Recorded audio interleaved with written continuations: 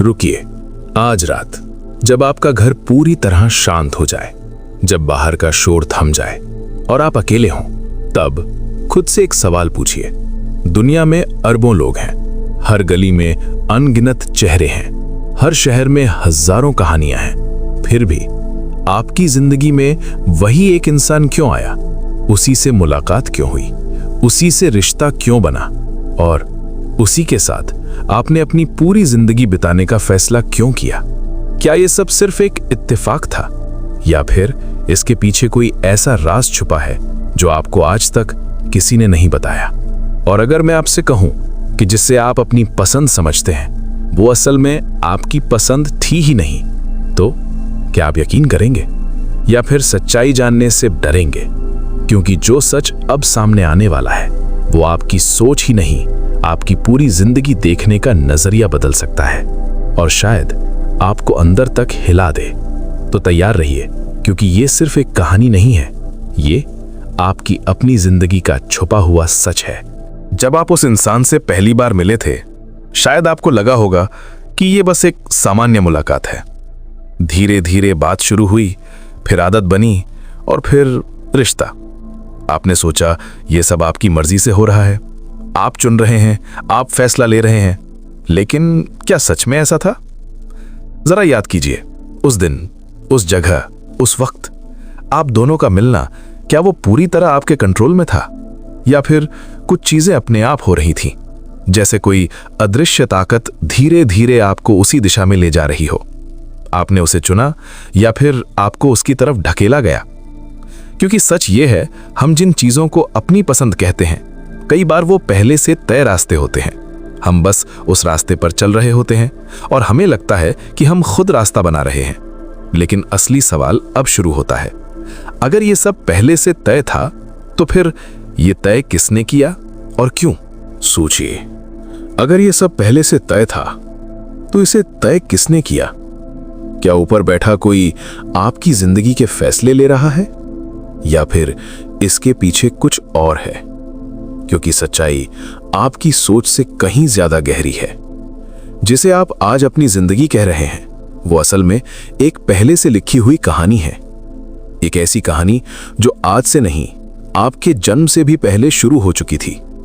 जब आप इस दुनिया में आए भी नहीं थे, तब भी ये तय हो चुका था कि आपकी मुलाकात किससे होगी, आप किसके करीब जाएंगे और किसके साथ पूरी जिंदगी बिताने वाले हैं। सुनने में अजीब लगता है, लेकिन हमारे प्राचीन ग्रंथ कुछ ऐसा ही कहते हैं। वो कहते हैं कि ये रिश्ता सिर्फ इस जन्म का नहीं है, ये एक पुरानी कहानी है जो बस दोबारा शुरू हुई है। और अब वक्त आ गया है ये समझने का कि ये कहानी शुरू कहां से हुई थी। हमारे प्राचीन ग्रंथों में एक ऐसी बात कही गई है जो सुनकर शायद आप चौंक जाएं। गरुड़ पुराण और कर्म के सिद्धांत कहते हैं, विवाह कोई इत्तेफाक नहीं होता, ये सिर्फ दो लोगों का मिलन नहीं है, ये दो आत्माओं का हिसाब है। एक ऐसा हिसाब जो बहुत पहले शुरू हुआ था और अधूरा रह गया। जिसे आप आज प्यार समझते हैं वो कई बार सिर्फ एक कर्ज होता है, एक अधूरा लेन देन जो इस जन्म में पूरा होने आया है। सोचिए, क्या होगा अगर आपका जीवन साथी वो इंसान नहीं है जिसे आपने चुना, बल्कि वो है जिससे आपका कोई पुराना हिसाब बाकी है, और अब आप दोनों को उसे पूरा करना ही होगा, चाहे आप चाहें या नहीं। यहीं से शुरू होता है एक ऐसा सच जो आपकी सोच को अंदर तक हिला देगा। अब एक सवाल, अगर ये रिश्ता कर्ज है तो ये कर्ज बनता कैसे है? आखिर ऐसा क्या होता है कि दो लोग जन्मों तक एक दूसरे से जुड़े रहते हैं? इसे समझने के लिए एक शब्द याद रखिए, ऋणानुबंध। ऋण यानी कर्ज और अनुबंध यानी बंधन, मतलब एक ऐसा बंधन जो किसी पुराने कर्ज से बना है। अब जरा कल्पना कीजिए, किसी पिछले जन्म में आपका किसी के साथ गहरा रिश्ता था। शायद आपने उसे धोखा दिया या उसकी भावनाओं से खेला, या हो सकता है उसने आपके लिए बहुत कुछ किया और आपने कुछ भी वापस नहीं दिया। उस वक्त कहानी खत्म हो गई, शरीर मिट गया, लोग बदल गए, लेकिन वो अधूरा हिसाब वहीं का वहीं रह गया। और प्रकृति का एक नियम है, हर कर्ज कभी न कभी चुकाना ही पड़ता है। इसीलिए अगले जन्म में वही दो आत्माएं फिर से मिलती हैं, लेकिन इस बार रिश्ता बदल जाता है और वो रिश्ता होता है विवाह, क्योंकि कर्ज चुकाने के लिए इससे बेहतर जगह कोई नहीं। और यहीं से शुरू होता है वो सफर जिसे आप शादी कहते हैं। लेकिन असली सवाल अब यह है, हर शादी एक जैसी क्यों नहीं होती? क्यों कुछ रिश्ते नर्क बन जाते हैं और कुछ स्वर्ग जैसे लगते हैं? अब यहां से सच्चाई और गहरी हो जाती है, क्योंकि हर शादी एक जैसी नहीं होती। कुछ लोग कहते हैं मेरी शादी मेरी सबसे बड़ी खुशी है, और कुछ लोग बस चुप रहते हैं क्योंकि उनके पास कहने के लिए कुछ अच्छा होता ही नहीं। कभी सोचा है ऐसा क्यों होता है? अगर शादी पवित्र बंधन है तो फिर इतने लोग उसमें घुट क्यों रहे हैं? क्यों कुछ घर मंदिर जैसे लगते हैं और कुछ घर जंग का मैदान बन जाते हैं? सच्चाई यह है, हर रिश्ता एक जैसा नहीं होता, क्योंकि हर रिश्ता एक ही तरह के कर्म से नहीं बना होता। कर्म के हिसाब से विवाह अलग अलग प्रकार के होते हैं, और जैसे ही आप इन्हें समझेंगे आपको यह भी समझ आ जाएगा कि आपका रिश्ता असल में किस सच्चाई पर खड़ा है। और शायद आप पहली बार अपनी शादी को सही नजर से देख पाएंगे। तो चलिए शुरू करते हैं पहले और सबसे खतरनाक प्रकार से, जिसे समझना थोड़ा मुश्किल है और स्वीकार करना उससे भी ज्यादा। पहला प्रकार, शत्रु विवाह। नाम सुनते ही अजीब लगता है, लेकिन सच्चाई इससे भी ज्यादा डरावनी है।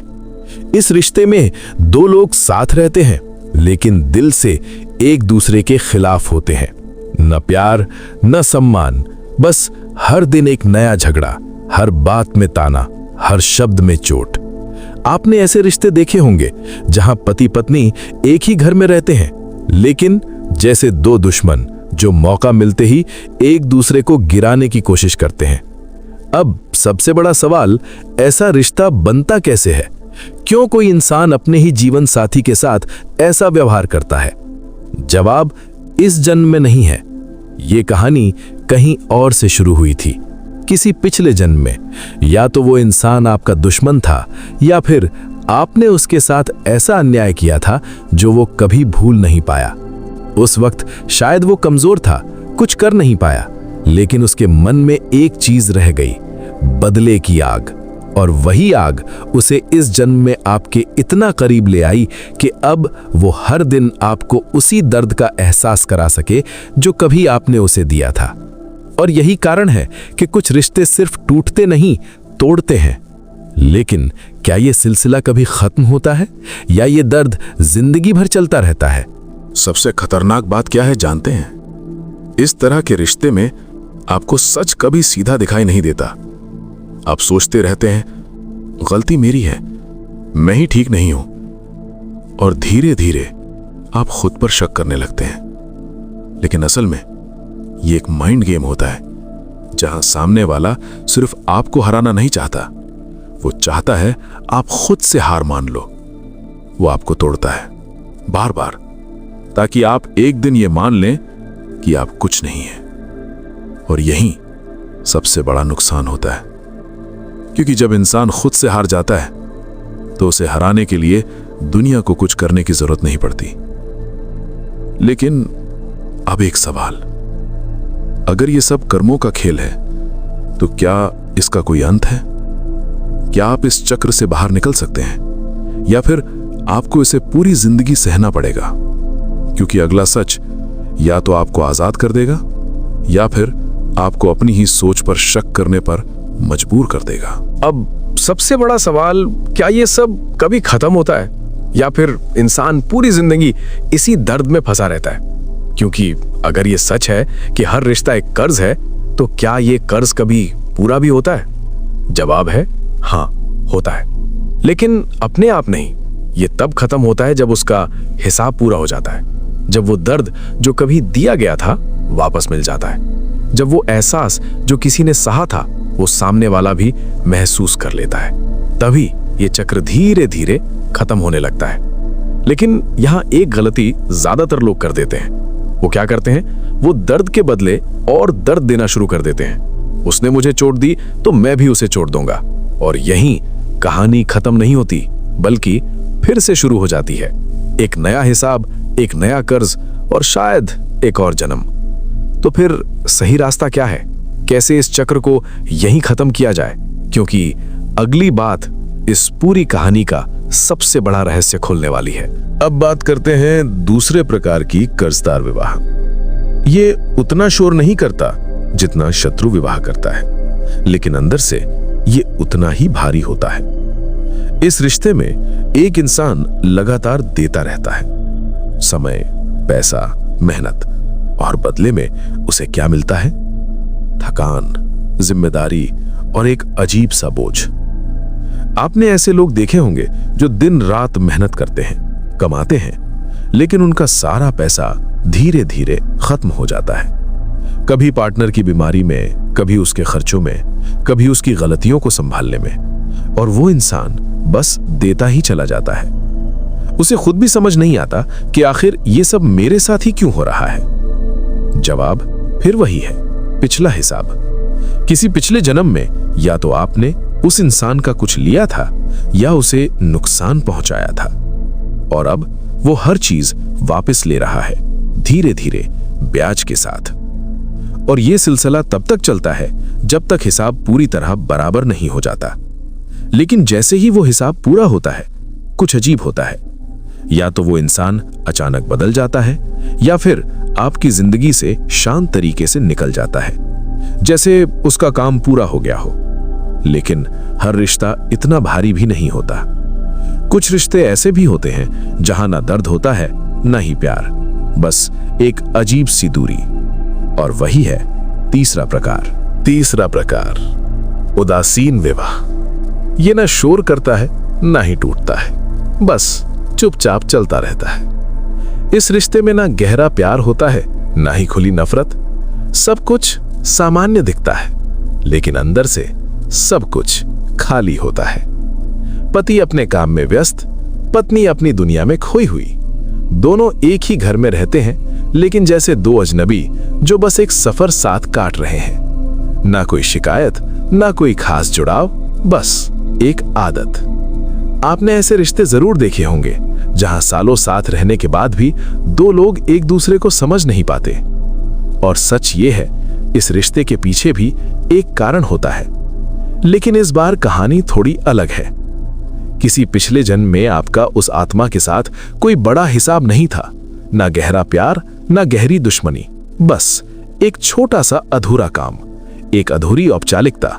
और उसी को पूरा करने के लिए प्रकृति ने आपको फिर से साथ ला दिया, ताकि वो छोटा सा हिसाब इस जन्म में खत्म हो जाए। लेकिन क्या हर रिश्ता सिर्फ कर्ज ही होता है? क्या कभी ऐसा भी होता है जहां दो लोग सच में एक दूसरे के लिए बने हों, या फिर वो सिर्फ एक कहानी है? अब तक आपने जो सुना उससे शायद आपको लगे कि हर रिश्ता सिर्फ एक कर्ज है, हर शादी सिर्फ एक हिसाब है। लेकिन कहानी यहां खत्म नहीं होती, क्योंकि एक चौथा प्रकार भी होता है, बहुत दुर्लभ, पुण्य अनुबंध। ये वो रिश्ता है जहां दो लोग सिर्फ कर्ज चुकाने के लिए नहीं, बल्कि एक दूसरे को ऊपर उठाने के लिए मिलते हैं। ऐसे रिश्ते में ना चालाकी होती है, ना खेल, बस एक सच्चा साथ होता है। आप गिरते हैं तो वो संभालता है, आप टूटते हैं तो वो जोड़ता है, आप हार मानते हैं तो वो आपको फिर से खड़ा कर देता है। क्योंकि किसी पिछले जन्म में आप दोनों ने एक दूसरे के लिए अच्छा किया था, एक दूसरे की मदद की थी, और उसी पुण्य का फल है कि इस जन्म में आपको एक ऐसा साथी मिला जो आपका बोझ नहीं, आपकी ताकत बनता है। लेकिन ऐसे रिश्ते बहुत कम होते हैं, हजारों में शायद एक। और यही वजह है कि ज्यादातर लोग इस तरह के प्यार को सिर्फ कहानियों में ही देखते हैं। लेकिन अब एक सवाल, अगर शादी इतनी मजबूत है, इतनी बंधी हुई है, तो फिर उसके बीच में तीसरा इंसान कैसे आ जाता है? अब सबसे खतरनाक सवाल, अगर शादी इतना मजबूत बंधन है, तो फिर उसके बीच में तीसरा इंसान कैसे आ जाता है? क्यों एक रिश्ता जो 7 फेरों से बंधा था, अचानक किसी तीसरे की वजह से हिलने लगता है? क्या यह सिर्फ कमजोरी है, या फिर इसके पीछे भी कोई कारण है? सच्चाई थोड़ी असहज है। कभी कभी हमारा हिसाब सिर्फ एक इंसान के साथ नहीं होता। किसी पिछले जन्म में आपका किसी और के साथ भी गहरा जुड़ाव था। एक ऐसा रिश्ता जो अचानक टूट गया, अधूरा रह गया, और वही अधूरापन इस जन्म में फिर से आपके सामने आ जाता है। आपकी शादी किसी और से हो चुकी होती है, लेकिन जब वो पुरानी आत्मा फिर से आपकी जिंदगी में आती है तो एक अजीब सा खिंचाव होता है। आप खुद को रोकना चाहते हैं लेकिन रोक नहीं पाते। आप उसे समझ नहीं पाते लेकिन महसूस जरूर करते हैं। और यही सबसे बड़ी गलती होती है, क्योंकि वो खिंचाव प्यार नहीं होता, वो एक अधूरा कर्ज होता है जो आपको अपनी तरफ खींच रहा होता है। एक जाल जिसमें अगर आप फंस गए तो कहानी और उलझ जाएगी। एक नया रिश्ता, एक नया दर्द और एक और अधूरा हिसाब। लेकिन क्या इससे बचा जा सकता है या फिर ये होना ही है? अब सवाल ये है, क्या इस खिंचाव से बचा जा सकता है या फिर जो होना है वो होकर ही रहेगा? सच्चाई ये है, ये एक परीक्षा है। हाँ, एक ऐसी परीक्षा जिसे ज्यादातर लोग पहचान ही नहीं पाते। प्रकृति आपको उस पुरानी आत्मा से मिलवाती जरूर है, लेकिन फैसला आपके हाथ में छोड़ देती है। यहीं पर आपका असली चरित्र सामने आता है। आपके पास दो रास्ते होते हैं। पहला, उस खिंचाव में बह जाना और सोचना ये ही सच्चा प्यार है, और दूसरा, रुक जाना, सोचना, समझना और खुद से पूछना, क्या ये मुझे बना रहा है या तोड़ रहा है? क्योंकि सच्चा प्यार आपको कभी कमजोर नहीं बनाता, वो आपको शांत करता है, मजबूत बनाता है। अगर किसी रिश्ते में आने के बाद आपकी नींद उड़ जाए, आप झूठ बोलने लगे, आप अपने ही लोगों से दूर हो जाएं, तो समझ लीजिए वो प्यार नहीं है, वो एक आने वाले तूफान की शुरुआत है। और अगर आप उस तूफान में कूद गए तो सिर्फ एक रिश्ता नहीं टूटेगा, बल्कि एक और नया कर्म आपकी जिंदगी में जुड़ जाएगा। लेकिन अब सबसे जरूरी सवाल, अगर ये सब पहले से तय है तो फिर आपके हाथ में क्या है? अब सबसे बड़ा सवाल, अगर ये सब पहले से तय है तो फिर आपके हाथ में क्या है? क्या आप बस इस कहानी के एक किरदार हैं? जो लिखा गया है वही जीना है? नहीं, यहीं पर लोग सबसे बड़ी गलती करते हैं। वो ये मान लेते हैं कि उनके पास कोई कंट्रोल नहीं है। लेकिन सच ये है, घटना आपके हाथ में नहीं होती, लेकिन उस पर आपकी प्रतिक्रिया पूरी तरह आपके हाथ में होती है। कोई आपको दर्द देता है, ये शायद तय था, लेकिन आप उस दर्द को नफरत में बदलते हैं या समझ में, ये आपका फैसला है। यही वो जगह है जहां आप इस चक्र को खत्म भी कर सकते हैं या इसे और लंबा भी कर सकते हैं। अगर आप हर चोट का जवाब चोट से देंगे तो यह सिलसिला कभी खत्म नहीं होगा। लेकिन अगर आप रुक जाएं, समझ जाएं, तो यहीं पर कहानी बदल सकती है। लेकिन यह सुनने में आसान है, करना बहुत मुश्किल। तो सवाल यह है, आखिर वो तरीका क्या है जिससे यह चक्र वहीं खत्म किया जा सके? अब बात करते हैं उस एक रास्ते की जो इस पूरे चक्र को यहीं खत्म कर सकता है, और वो रास्ता है साक्षी भाव और क्षमा। सुनने में बहुत आसान लगता है, लेकिन ये सबसे कठिन काम है। सोचिए, जिस इंसान ने आपको तोड़ा हो, आपको रुलाया हो, उसे माफ करना क्या ये इतना आसान है? आपका मन तुरंत कहेगा, नहीं, मैं बदला लूंगा। और यहीं आप फिर से उसी जाल में फंस जाते हैं, क्योंकि बदला लेने का मतलब है एक और नया हिसाब शुरू करना, एक और नया कर्ज, एक और नई कहानी। लेकिन अगर आप रुक जाएं और ये समझ लें कि सामने वाला इंसान आपका दुश्मन नहीं है, वो बस आपके ही बनाए हुए कर्म का परिणाम है, तो धीरे धीरे आपका नजरिया बदलने लगता है।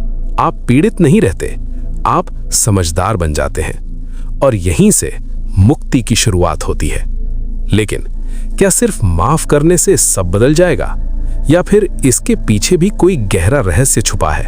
अब सवाल यह है, क्या सिर्फ मैं माफ करता हूं बोल देने से सब ठीक हो जाएगा?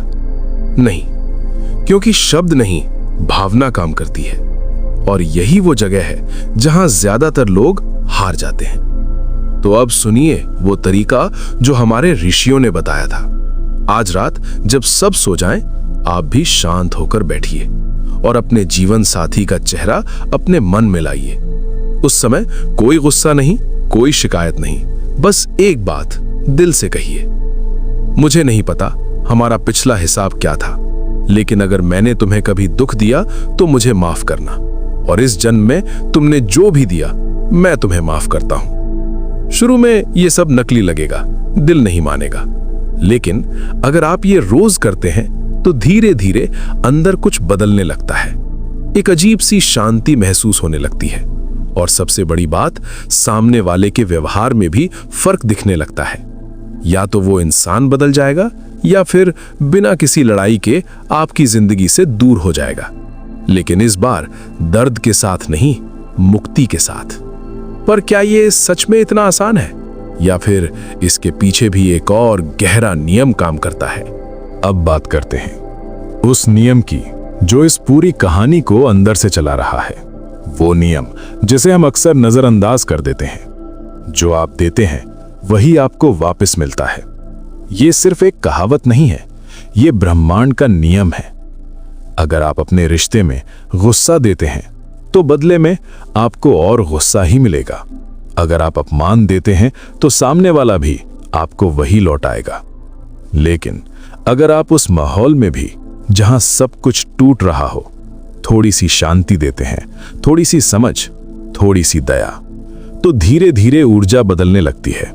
और यही वजह है कि हमारे पूर्वज दान और सेवा पर इतना जोर देते थे, क्योंकि जब आप किसी और का घर बसाने में मदद करते हैं तो प्रकृति आपका घर बचाने में लग जाती है। ये कोई अंधविश्वास नहीं है, ये ऊर्जा का संतुलन है। लेकिन यहां एक और सवाल उठता है, क्या हम अपनी किस्मत को पूरी तरह बदल सकते हैं या फिर बस उसे थोड़ा हल्का कर सकते हैं? अब आखिरी सवाल, क्या किस्मत बदली जा सकती है या जो लिखा है वही होगा? सच ये है, आप अपनी पूरी किस्मत नहीं बदल सकते, लेकिन उसे हल्का जरूर कर सकते हैं।